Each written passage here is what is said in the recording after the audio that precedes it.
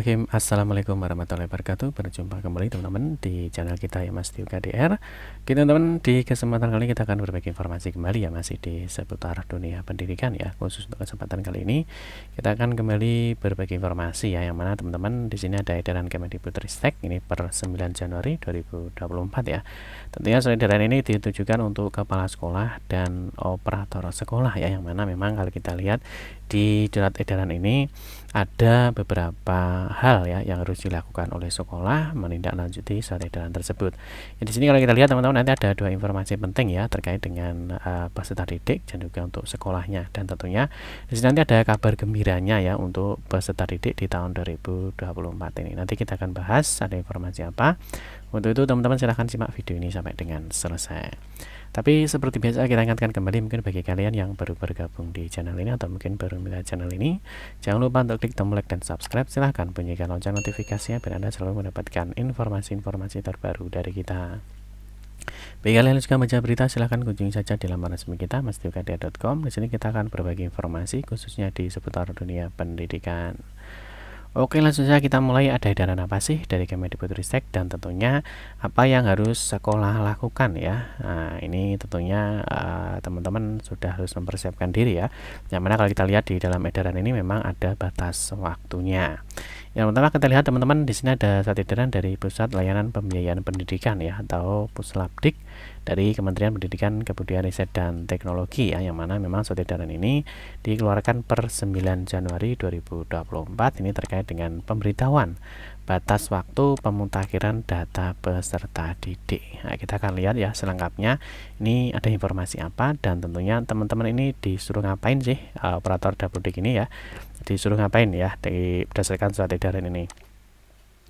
Yang pertama kalau kita lihat teman-teman di sini ada pemberitahuan batas waktu ya terkait dengan pemutakhiran data peserta. Yang kalau kita lihat di sini disampaikan ya, dengan hormat kami sampaikan bahwa Peraturan Sekretaris Jenderal Nomor 20 Tahun 2023 tentang Petunjuk Pelaksanaan Program Indonesia Pintar atau PIP ini untuk pendidikan dasar dan pendidikan menengah menjelaskan bahwa sasaran penerima PIP yang ditetapkan oleh Puslapdik atau Pusat Layanan Pembiayaan Pendidikan di sini diantaranya adalah bersumber dari hasil pemadanan ya atau pencocokan data yang ada di data pokok pendidikan atau Dapodik dengan data terpadu kesejahteraan sosial atau DTKS dan atau data pensasaran percepatan penghapusan kemiskinan ekstrim atau P3KE.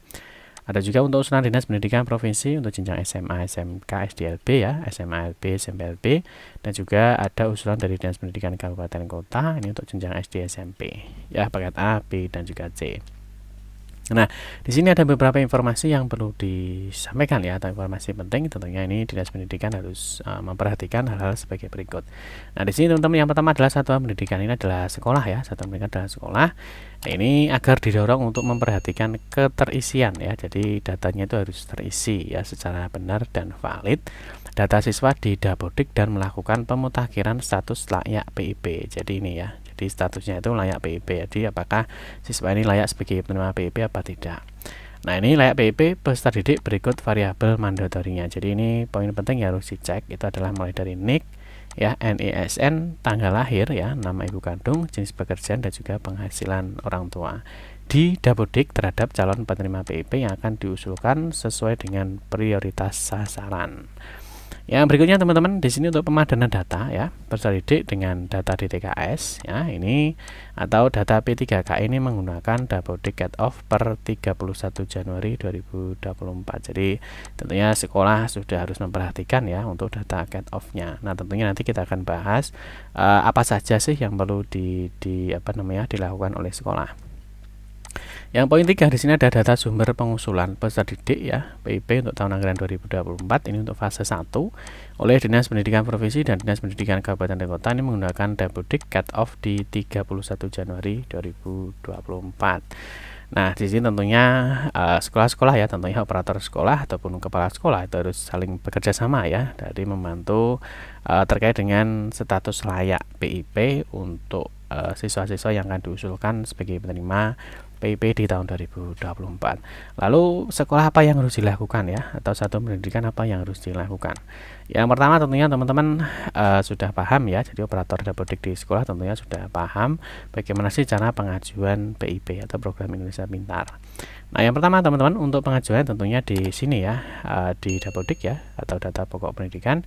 Di sini ada peserta didik, teman-teman bisa masuk di peserta didik. Nah, ini khususnya ya, khususnya di sini di penerima KPS atau KPH ini dicek apakah siswa itu memiliki KPS atau PKH. Nah, kalau misalkan punya ya pilih ya, kalau tidak ya pilih tidak. Nah, ini yang kedua adalah apakah punya KIP. Nah, ini yang penting. Kalau punya KIP maka di data kesejahteraan ya, di sini harus diisikan ya. Nah, misalkan program Indonesia Pintar, di sini ada nomor kartu KIP, ada nama di kartu KIP, dan kapan sih KIP itu didapat ya, tahun mulainya kapan dan kira-kira tahun selesainya kapan. Itu yang perlu data di sekolah ketika siswa itu memiliki KIP.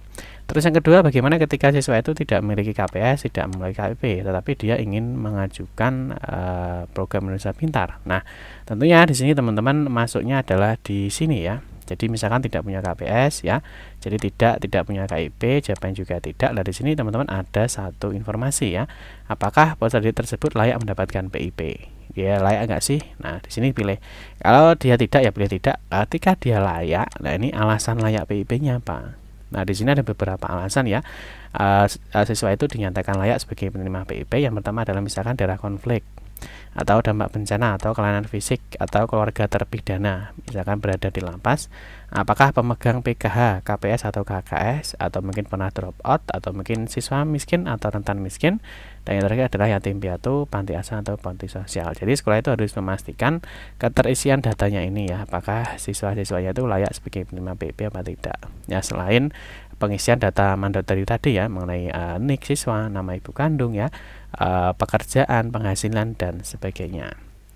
Jadi itu yang harus dilakukan sekolah ya teman-teman, terkait dengan menindaklanjuti surat edaran yang sudah diberikan tadi. Terus yang kedua teman-teman, selain surat edaran ini ada satu informasi lagi ya, bahwa kalau kita lihat di sini ada peraturan dari Sekjen ya, Sekretaris Jenderal nomor 20 tahun 2023 ya. Nah, kalau kita lihat teman-teman di dalam informasinya ya, terkait dengan Persekjen nomor 20 tahun 2023 tentang petunjuk pelaksanaan program Indonesia Pintar ya. Nah, di sini kalau kita lihat teman-teman ada perubahan ya di poin 1 ya, ada di poin 2. Di sini ada perubahan yang tertuang, diantaranya adalah besaran bantuan. Ini ada kabar baiknya ya.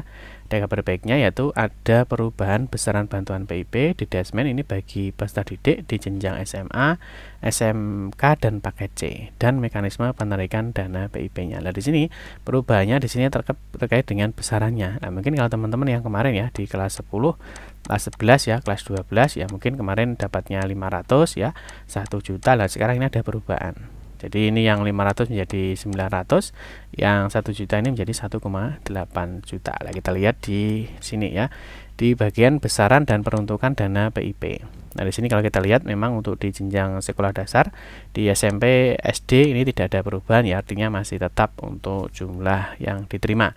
Tetapi untuk yang di SMA atau SMK ya, di sini ada perubahan teman-teman ya. Ini ya mungkin teman-teman yang kemarin dapat ya, kemarin dapat 500 ya. Nah, sekarang dapatnya adalah 900.